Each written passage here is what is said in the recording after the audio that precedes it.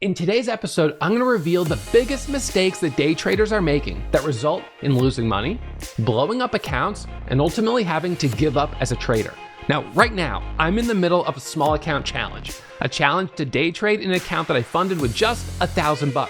And I am finding that the pressure of trading in such a small account has actually resulted in me making some of the rookie mistakes I'm going to share with you today. So I want you to know that you're not alone in making these mistakes. Even a seasoned trader, when dealing with a lot of pressure, can make them too. But what I want to do in this episode is I want to make you aware of these big mistakes so you can recognize them in your own trading and so you can rectify them. Okay, so as you know, I finished the last episode on day 5 of the small account challenge with the biggest green day I've ever had that early in a challenge, $579 of profit. But I didn't know what my fees and commissions would be for that day until the trades settled. All right, so my P&L going into day 6, $2,434.93. This is still phenomenal. The account is up over 140% in just 5 days of trading.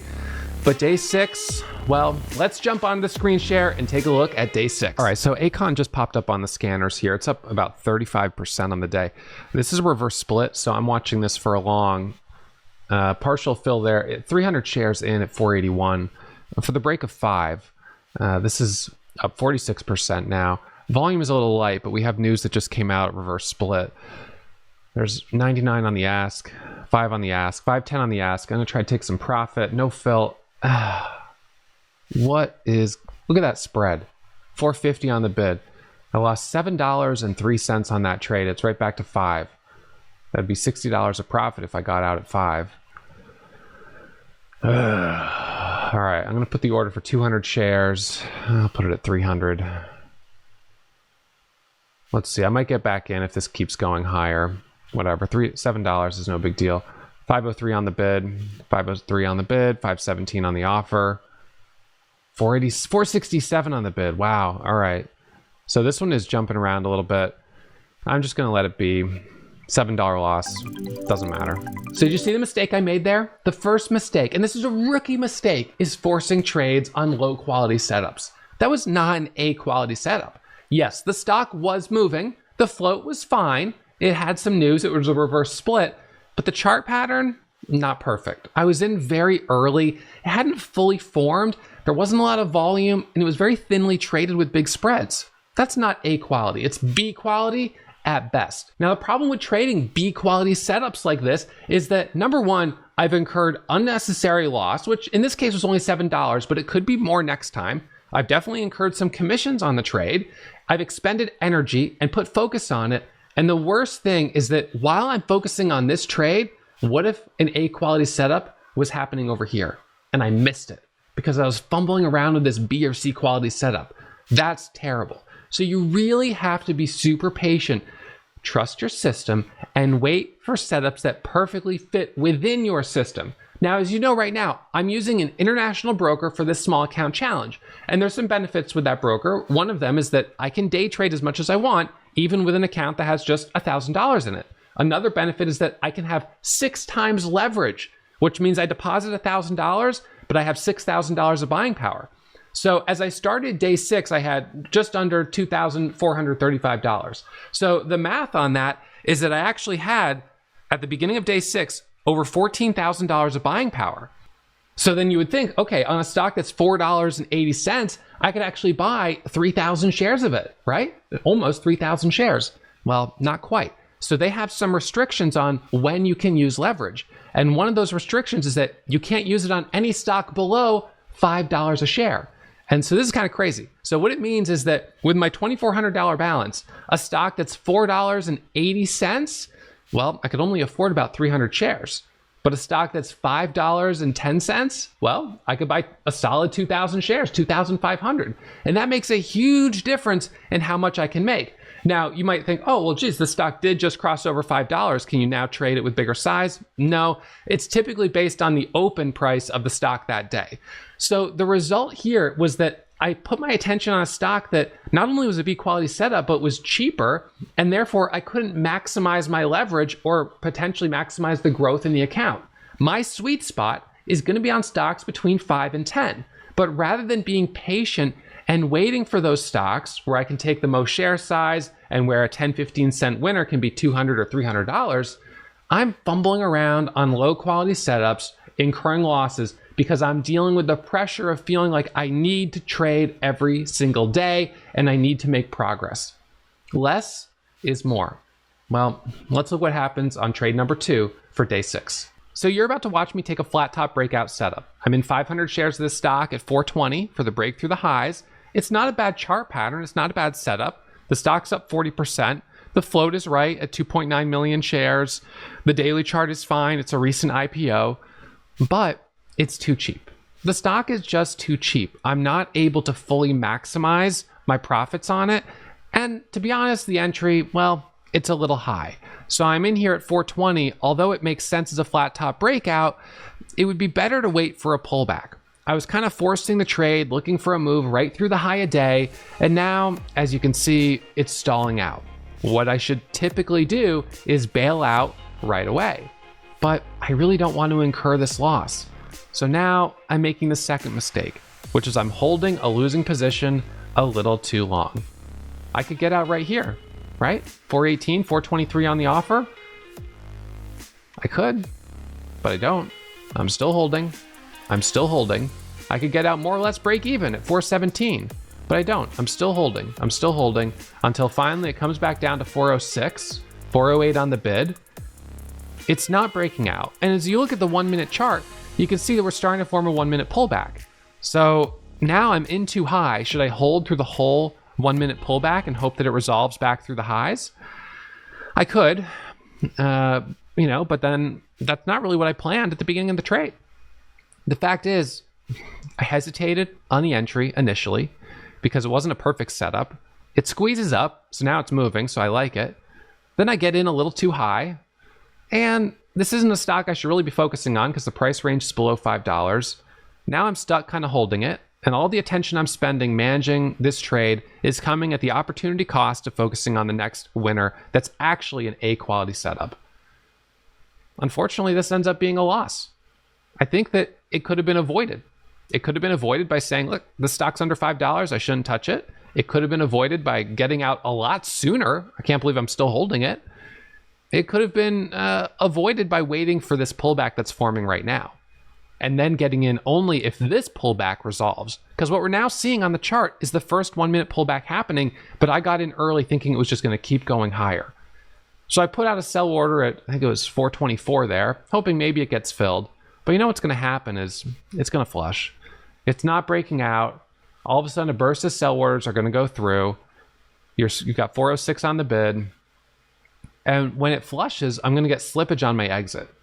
So now, because I'm exiting basically the same time as everyone else, when it's obviously failing, I'm going to get a worse fill on my position. So I'm down $74 right now on this trade. I could sell right now at 406, but now I'm holding kind of a little bit of desperation. Not that there's a lot of money on the line, but there's a lot of pressure on the line when you're trading a small account. 411, 414. This is probably one of the longest trades that I've had so far of this small account challenge. Now on the 1 minute, you can see that it doesn't look bad. You've got high volume green candles, light volume red candles. This could be a nice 1 minute pattern, but I'm in way too early and I'm down 13 cents, 14 cents. And here we go. Look at that slippage. I'm out with a $120 loss. I filled at the bottom, lost an extra 15 cents a share that I didn't need to lose, and I'm down $127.65. It's a red day. And both of the stocks I traded, unnecessary losses. So day 6 is in the books. It's a red day. The first red day of the small account challenge, but let's not forget there's fees and commissions on day 6. So that $127, well, when you take off the fees and commissions, that red day gets a little bit bigger. That's disappointing. This was not worth it. So rookie mistake number 1 is forcing trades. I'm telling you, the pressure of trading a small account or the pressure of feeling like you need to make X amount of money by the end of this month, that takes a real toll. And it can dictate the way you start trading. And then you're not trading the market, you're trading your emotions. You're trading, your P&L. That's not a good way to trade.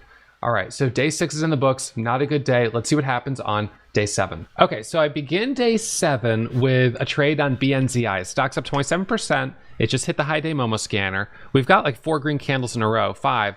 We've got a high up here, and I bought as it broke through new highs, and I'm looking for a squeeze up to 230, 240.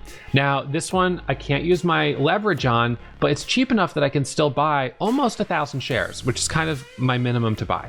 So I got 900 shares. My entry, a little high at 21, got like 3 cents of slippage. Slippage is a difference between where I want to get in and where I actually get filled. So little slippage on it. And it's kind of stalling out here already. So I put out a sell order. It's not filling, canceled it.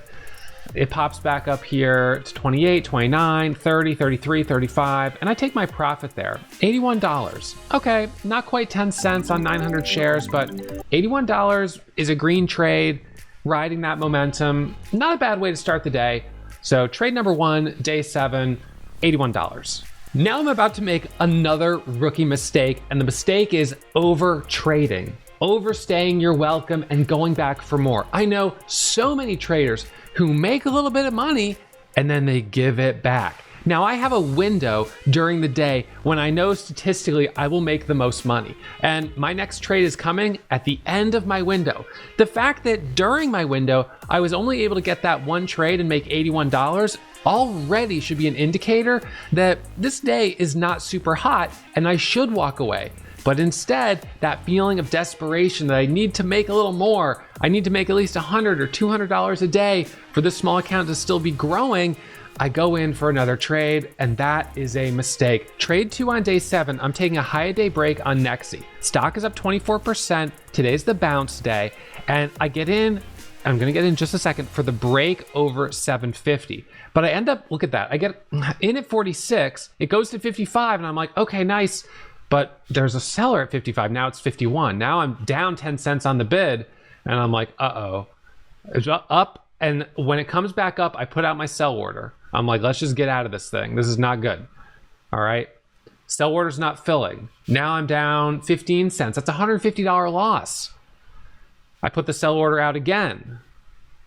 Can I get out? Can I get filled? Can I just, escape a $150 loss on this? And there I'm out with a $9 profit.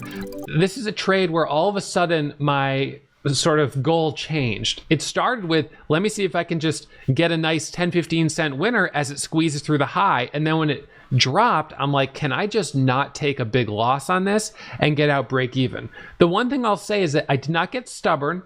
I didn't average down, and I was able to get out pretty quickly, which is great. But this is a trade where I overstayed my welcome, just in the fact that I shouldn't have even taken it, given the quality of the momentum on this particular day. It wasn't strong enough. So that was trade 2 on day 7. Did I learn my lesson? No, I go in for trade number 3. This is a rookie mistake. So let's look at trade number 3. So this is classic. Nexi has now gone up to $8 a share. It went higher without me. Okay, so it happens. But now I'm going to get back in up here. I can't buy quite as many shares, so I trade with a little bit of a smaller position. But the luck of the draw, I'm buying it too high. I'm expecting it's going to continue higher, and it's going to end up flushing on me, and I'm going to take a big loss. I shouldn't even be messing around with this stock. At this time of day, I am really pushing my luck. So I'm in there with 750 shares at 820, and I thought, okay, it's holding over 8. Next target is 850. But as soon as I get in, it stalls out. It goes down to 807, 818 on the offer. Look, I already had one close call on this stock. Why am I playing with fire? Why am I back in? I don't understand always why, even after all these years of experience, I can still make these mistakes even myself. So what I encourage for you is to develop the awareness of it, so at least you can see that you're making them, and hopefully develop the discipline to stop yourself from continuing to make them. I think what's going on for me in this case is that I'm dealing with the pressure of being in a small account challenge, and now I'm getting stubborn, right? I should have already bailed right there at 8. I'm down $150 unrealized. It's going to put me red on the day.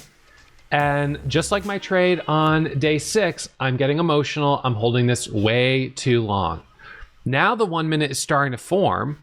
We had 5 green candles in a row going up, or 4 in a row going up, and now it's dropping. Now it's below 8. I'm still holding. This makes no sense to still hold here. Now it's 74 on the bid. Now I'm down $350. This is gonna be my second biggest loss of the challenge. This is so dumb. This is a rookie mistake. This also is an example of holding losers too long. So I'm doing two things on this trade that are bad. Number one, I overstayed my welcome. I'm playing with fire, trading a stock that has already proven itself to be very difficult. And number two, I am getting stubborn. I'm holding my losers too long. Holding your losers too long is a classic emotional response. Rather than just cutting the loss and saying, all right, you know what? I'm just going to let it go. It's not a big deal. You hold on to it. You're afraid of the loss. And even though the best thing to do is to cut it so the loss is small, you do the exact opposite. You hold and hope. Because right now I put out my order at profit. And look, it has come back up, but that doesn't mean that holding it was right. I should have gotten out a long time ago. At this point, it's a holding and hoping that with the 1 minute pattern resolves. It's not a good trade. And I would also say this sort of falls a little bit on the first rookie mistake of just not really trading a good quality setup, forcing trades.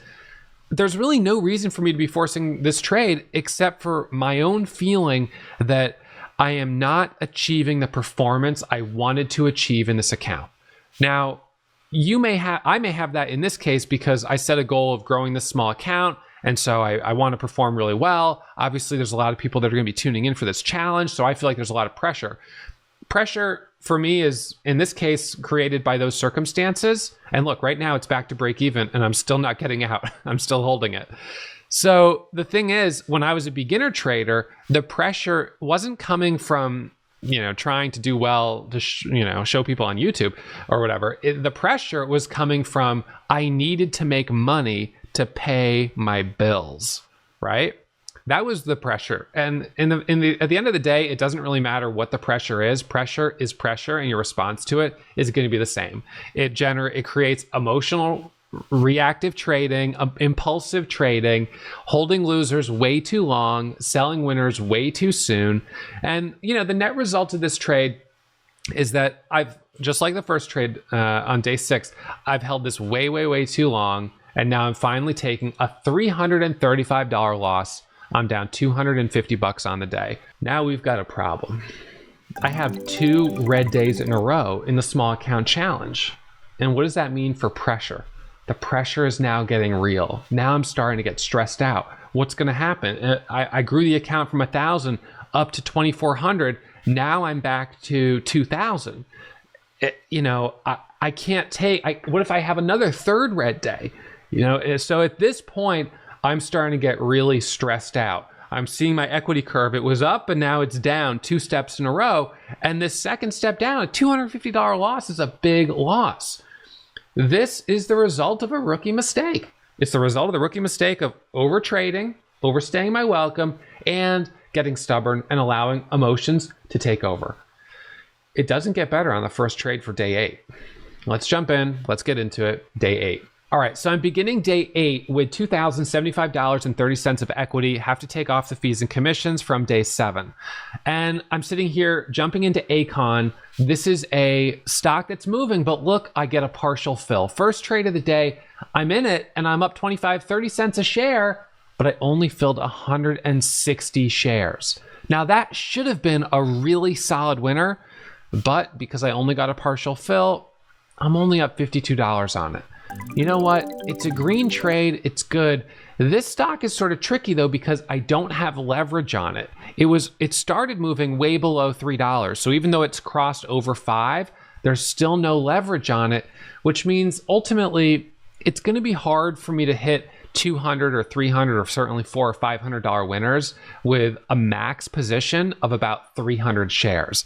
This is an example where this really, although it's a good quality setup for my main account, it's not a good quality stock for the small account because it's going to be hard for me to compensate for the fact that I'll have commissions on every trade.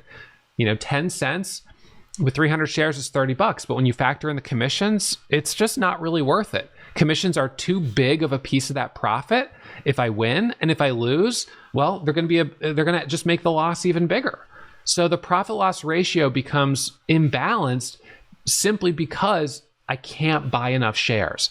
I really have a goal of trading at least 1,000 shares if I can. And in this case, I can only buy 300. It's just not worth it. So here, look, I get back in with 150 shares, and this is a really, honestly, kind of dumb trade. Okay, look, I made 30 bucks on it, but I'm trading with such small size that it just feels like, this is almost an opportunity cost where if I was trading this in my big account, I'd probably be up a couple $1,000s, but trading it in the small account with 150 shares, it doesn't make sense. Now, the reason I took that second trade with only 150 shares, and hey, look, it's great that it was a winner. I'm up $85.19 on the day. But the reason I only took 150 shares was because my first trade was so good. It was just unfortunate I got a partial fill. I don't want to get in now with even bigger size, because if I get in now with big size, the 300 shares, and I lose, it's going to give back all the profit from the first trade. So considering I just had a red day on day 6 and day 7, I'm like, let's go cautious, let's be easy, and just chip away, and let's see if I can make, $100 today. But I don't want to overstay my welcome, and I'm going to be quick to take the profit off the table if this is all I can get. So now for the third trade, I'm adding back 150 shares, and I'm looking for the break through the highs. But look at that. I got into 150 at 6, and it immediately drops 25 cents. Just bad timing. I was looking for that flat top breakout. It didn't work. Now I'm down 25 bucks. And in this case, stubbornness kicks in right away. Because I've had these 2 red days on day 6 and day 7, I am so easily triggered. My fuse is so short, and that's why it's so important just to get green and walk away. Now, what do I end up doing? I'm gonna end up adding another 150 shares down here. Now I've got 300 shares at an average price of $5.93. I filled a little high on the second 150 I added, and I'm down $50 unrealized. This is not looking good. I'm gonna have to take the loss if this thing breaks below 75. And if it breaks below 75, I'm gonna be down 60 bucks, which is basically gonna put me up only 20 on the day. And then after fees and commissions, it's a break-even day. So this went from being a day where I was gonna have a small step forward to just being a break-even day. And it feels even worse than that because I had some profit and then flush, I gave it back. Now to add salt to an open wound, Acon bounces and goes right back up to $6, and I get back in. Now, I don't really have a problem getting stopped out and getting back in. Stopping out is the right move. The only problem in that case was that I held too long and I averaged down. I'm getting stubborn. And now when I add back with a full 300 shares for the high day break. Let's see how that plays out. All right, so adding back here 300 shares, orders entered at 623. It's over 6, dipping down. I'm looking for the break through the highs. I punch it, I get filled with a little bit of delay. This routing is not quite as fast as the routing that I'm used to, but and sometimes it's faster, sometimes it's slower. In any case, I filled at 608. I'm looking for the break through 623. I put the sell order out at 633 as a profit target, and it picks it up. And you know what? That's not a bad strategy. It's a profit target, I'm out, but well, shoot. Here's the problem with that. The problem is I just capped my winner. I'm out with 33 cents of profit. It went another 30 cents without me. And what am I gonna do? Am I gonna get back in up here? The high is 79. So now I'm watching for a dip off that breakout and then a rip back up. I'm in there at 200 shares at 50. There's 67. Are we gonna break through the highs? I've gotta keep it tight. I cannot get caught in another flush. I'm lucky to be back up nearly $100 on this. Hand is on the sell button to bail out on the bid. That would be a hotkey to sell on the bid, and it goes up to 70. Okay. 68 on the offer, 67 on the offer. Can we get through 70? We're sort of in a little consolidation here, and I sell at the bid.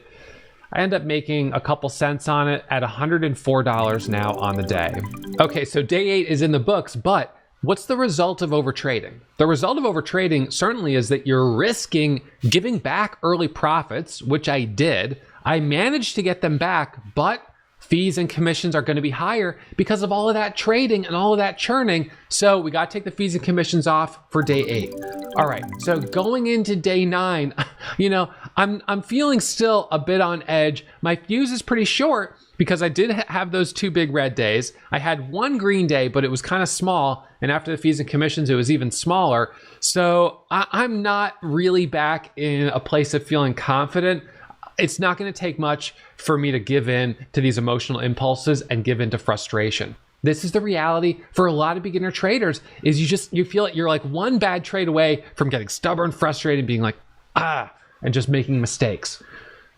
It requires so much discipline to be able to restrain yourself to follow the system, to trade A quality setups. The fact is, if I had been waiting for A quality setups that were above $5, I don't think I would have taken a trade these last 3 days. And I'd be better off for it because I'm still net negative over the last 3 days. All right, so let's jump in and look at trade 1 for day 9. Saidu has breaking news that just came out. I jump in this at $17.94. Saidu is a former Momo stock with lots of room up to the 200 moving average, and the news has AI in the headline. This can be the type of stock that can move, and it's already gone from 16 to 18, but holy smokes.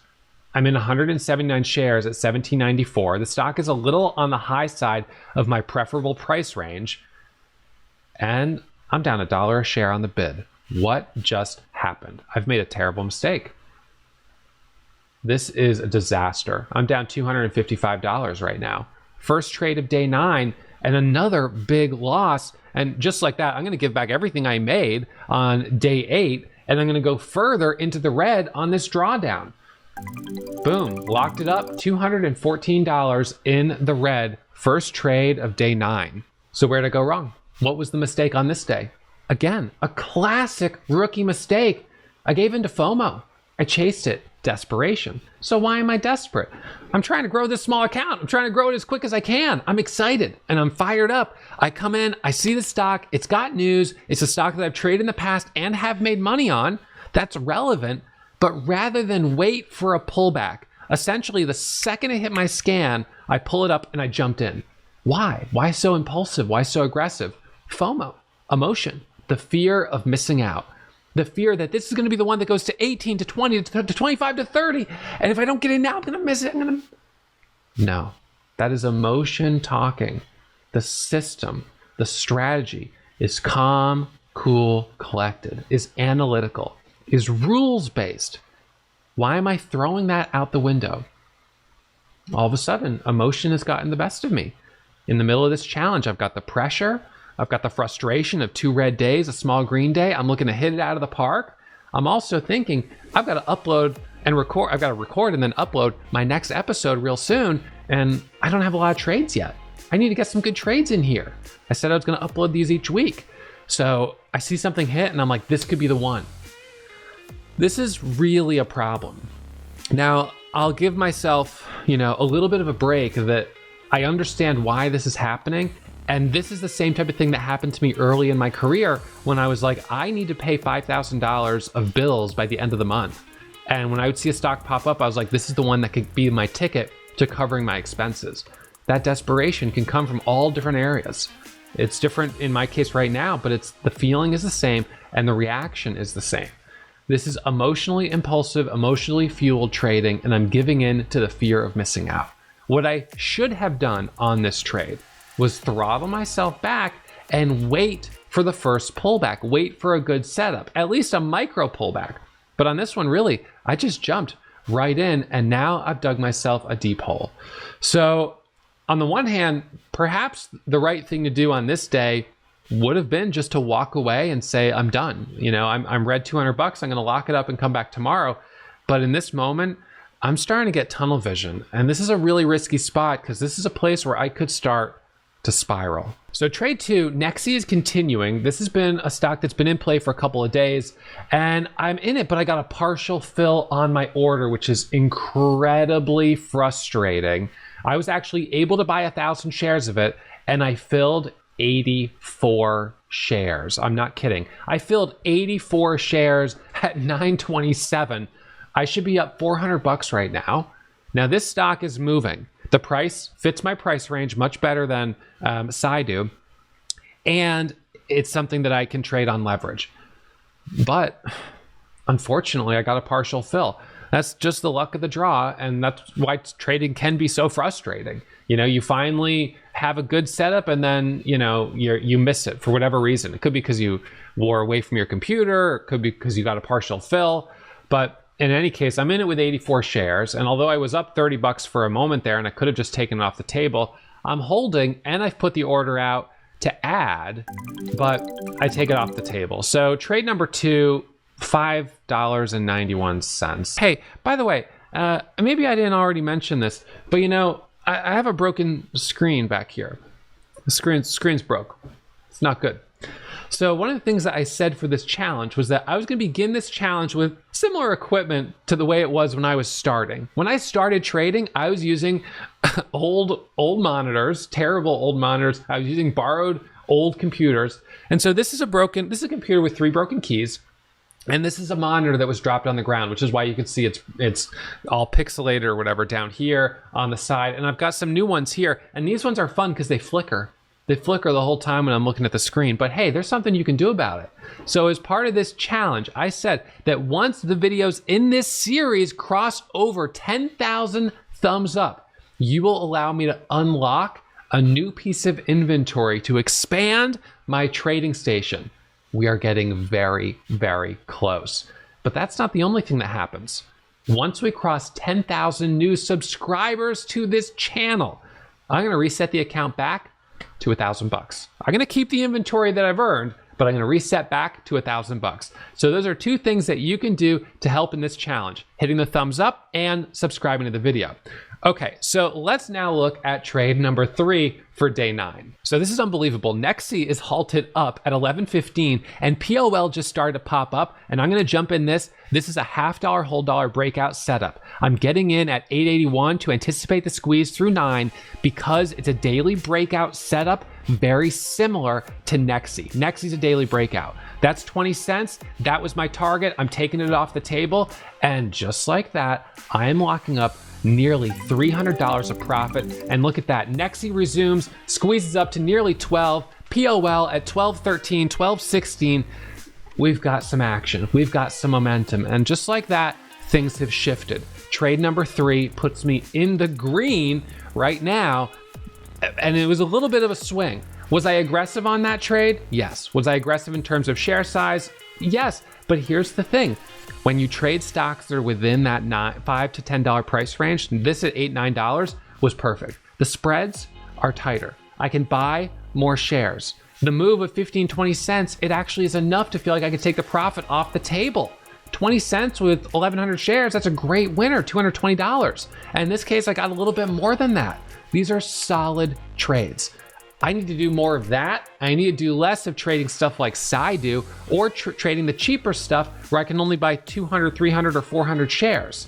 So now I'm starting renewing my commitment that what I really need to be focusing on for this challenge are stocks between 5 and 10. Now, I know there's going to be times when there's a stock that's a little more expensive, but it's going crazy, or maybe a stock that's a little cheaper, but it's moving fast. And as my account grows, I will be able to trade the cheaper ones a little bit better because I'll be able to buy 1,000 shares. But the problem with the expensive ones, I'm going to deal with spreads. That's what happened on Saidu. All of a sudden, the spread opened up to 40, 50 cents, 70 cents. With that big spread, it's really hard to manage risk. So, all right, this is looking good, but I'm not done. I'm still trading. So let's go back into day 9. So I got a couple more trades on Nexi. This thing was crazy. It went from 8 to 10 to 12 to 14 to $15. And I wish I'd been able to do better on it. But the fact is, I couldn't buy very many shares. My last couple trades were with 100 share blocks. So I'm finishing day 9 up $169. Okay, that's a green day. I really shouldn't complain. But man, it got off to a really rocky start. And although I'm up a couple $100, well, $169, and then a plus 100 from day 8, that's $270, but then take away the fees and commissions, right? I'm still in the red over these last several days. I peaked on day 5 when that account was at $2,435. And now, although we're coming back up, I'm still sort of on the rebound. So that's why for this episode, I really wanted to talk about the mistakes that beginner traders make. So the mistakes that we highlighted in my own trading, and there were 3. Number 1, and this is really a big one, forcing trades, trading low quality setups that just weren't really working. Number 2, overtrading. This is a big mistake, generating a ton of commissions, pushing it too hard. Number 3, giving into FOMO, getting emotional and getting desperate. But those aren't the only 3 mistakes that beginners make. I've got a couple more I want to share with you. One of the biggest mistakes you can make is believing you can make money following promotional stock alerts. They usually come text and email, although sometimes they even come on postcards. These are especially bad on penny stocks. And I want to tell you, I get it, because I fell into that trap of believing I could make money doing that myself. When I was early in my career, because I didn't have a strategy, I was, struggling to know what to trade. So I was like, oh, just give me alerts. So what I did when I was getting started was I went on Google and I typed in penny stocks, hot penny stocks I should buy right now. And naturally, I got a ton of ads for these different services that'll text you and email you alerts. The problem is there's a major conflict of interest here. What you may not know is that a lot of the penny stocks that are being promoted, the companies have paid promoters to promote their stock for public awareness. Now, as the stock moves up in price, this gives the opportunity for the company to raise money by selling more shares to the people who are buying, which is a form of dilution. These are offerings. And it's what usually happens. We've seen this chart a million times. I'll show it to you on the whiteboard. These stocks have been beaten up like this. A promotional campaign begins. The stock starts to move up like this. Some traders get in, and you can make some money on these sometimes, but something like that's going to happen.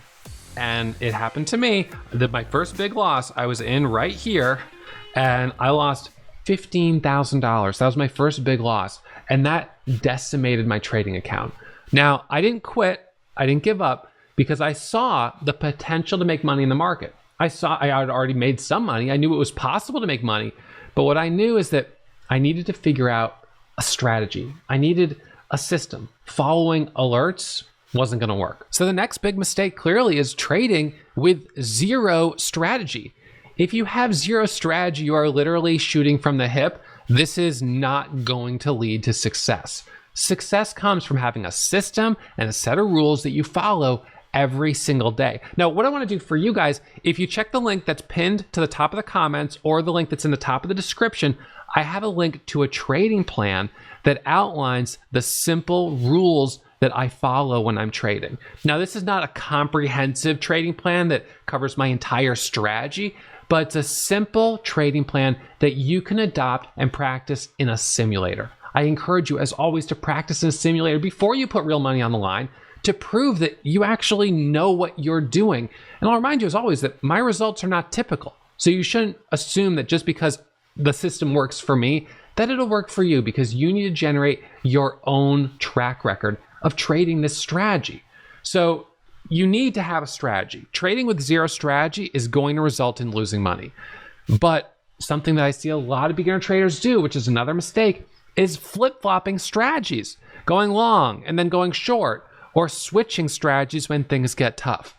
I can't tell you the number of traders I've known who started trading to the long side, and then they're like, oh, this is too hard. I'm going to trade to the short side.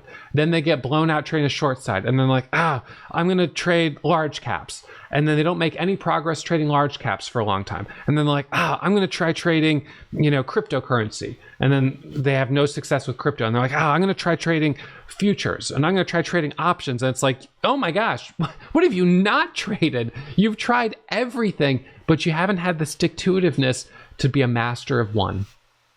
You can't be a jack of all trades and be successful. You need to be a master of one strategy.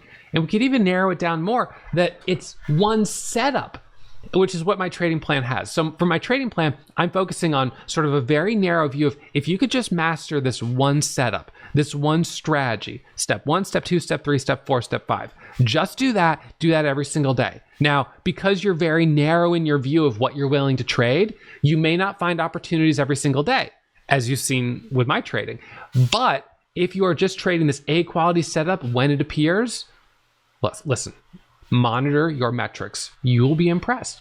You just have to have the discipline to wait for setups that actually meet your criteria.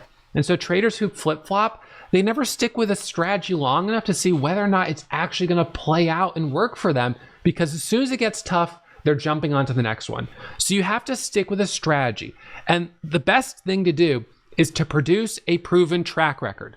Not having a proven track record before you go live is a major mistake. It's a mistake for a couple reasons. Number one, if you can't make money in a simulated environment, there is no reason to believe you'll make money when you go live with real money. Zero.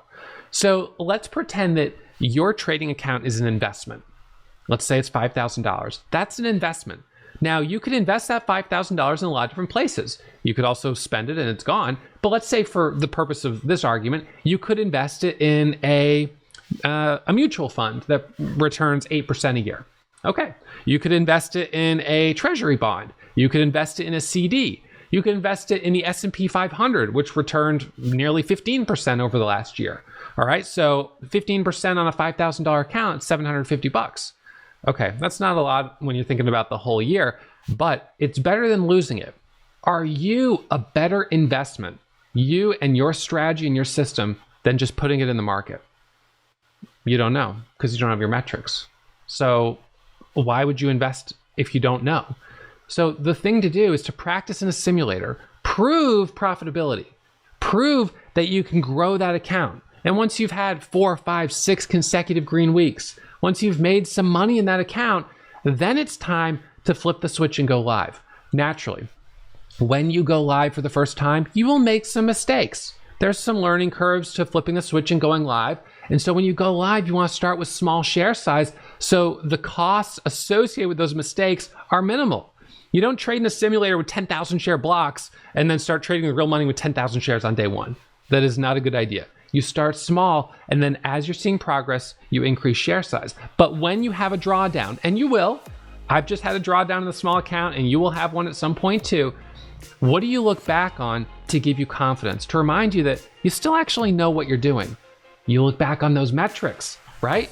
So when I look back on my metrics and I see, well, wait a second, okay, I just had a couple of red days in a row, but this is what I've done in the past. That's what gives me the confidence to stick with this system, to stick through it even when it's difficult.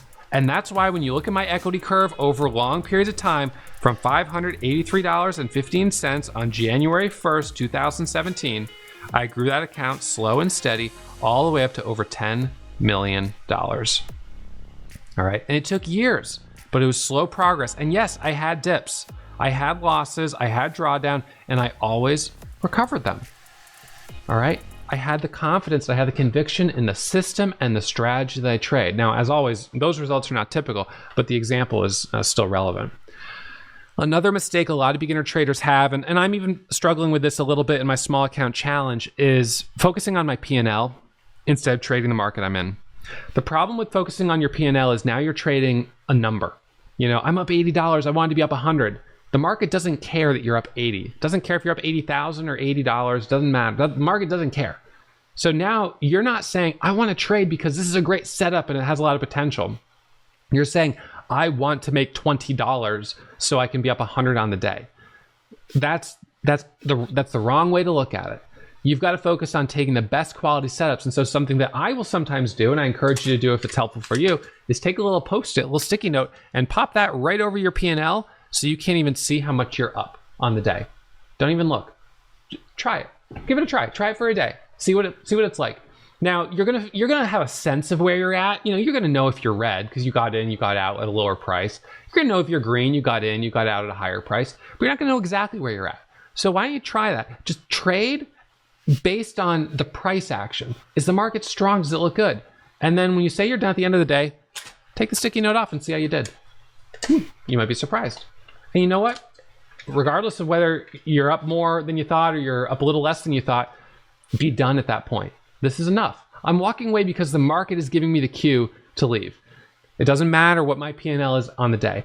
And so in that trade that I took on day 9 where I capped my winner because I put the sell order out, Saying, oh, once I hit my daily goal, I'm going to walk away. It's the same thing. There's no reason to do that. The reason to walk away is because the market is no longer giving you opportunities to trade. So if it's still giving you opportunities at 10:30, 11:30, 12:30, then I'm going to keep trading. I'm going to keep pushing it until the opportunities go away, right? I mean, I think that's the right idea. Another mistake that I see happening all the time is traders taking too much share size. When you trade with too much share size, you bring out big emotions. I'm telling you right now, if I bought 100,000 shares of stock, my heart would be pounding. My palms would be sweating. You know, it's like you're white knuckling it when you get in really heavy. Now for you, that might be at 10,000 shares. And that would be huge size. The problem is when it's important to push the limits of your comfort zone so you can expand as a trader. You do not want to be stagnant. You want to be pushing. But at the same time, you also want to recognize that when you're trading with share size that's too big, you're going to start being a little more emotional, which means you might get stubborn holding losers, and you might sell the winners too soon because you're in too heavy, which means you're not fully maximizing your winners and your losers are going to get big. And you're going to see that in your profit loss ratio. The profit loss ratio is the average winners versus the average losers. And when that starts to go negative, it's going to make it really hard to make money. You're going to need to have really high accuracy to make money if you've got a really negative profit loss ratio. So trading with too much size is a big mistake. And trading without discipline and falling into downward spirals is the worst mistake that can happen. This can happen not just for beginners. I've seen it happen to many seasoned traders, falling into downward spirals, getting emotionally impulsive, emotionally influenced. And it begins generally with a lack of discipline. It begins with a day where things got tough, and rather than follow your rules and say, I'm just going to walk away here with a small loss, you got stubborn. The loss got bigger and bigger and bigger and bigger. You end up taking the huge loss on that day. You come back the next day and you're like, I'm going to make it all back. And you're stubborn. Your fuse is short. And you now double the loss. You have 2 red days in a row, and then 3, and then 4, and then 5, and then 6. And then all of a sudden you're like, my account's down 80%, right? Or it's gone. My account's gone. I didn't turn the corner ultimately until I hit rock bottom myself.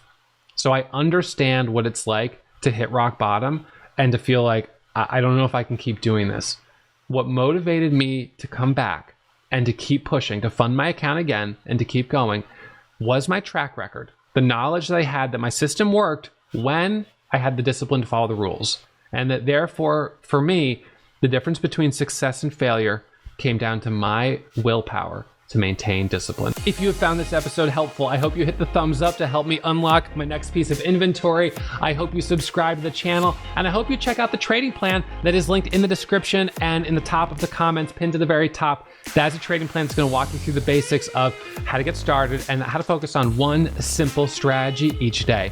So we finished day 9. The account is a little bit lower than it was when we started this episode, but I'm going to be back at it for day 10, and I hope that we see things starting to turn around soon. It's only going to happen if I can focus on trading stocks that are within my sweet spot window. That's where I have to lean in and be the most aggressive, and I have to try to cancel the noise of everything that's happening outside that. All right, so thank you for tuning in, and I'll see you for the next episode real soon.